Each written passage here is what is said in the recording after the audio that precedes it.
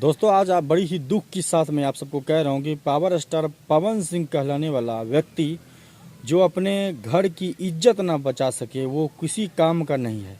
आज power star Pawan Singh का पत्नी ज्योति सिंह आज रोते हुए बिलखते हुए हर एक सोशल मीडिया पर नज़र आ रहा है। और आप सबको बता दूं कि सभी के कहने पर ही पावर स्टार पवन सिंह की पत्नी ज्योति सिंह उसके लखनऊ वाले घर पर गई थी। और आप सबको बता दूं कि आज उसके साथ इस तरीके से व्यवहार किया जा रहा है कि पवन सिंह उससे मिलने तक नहीं आया उसके अपने घर में।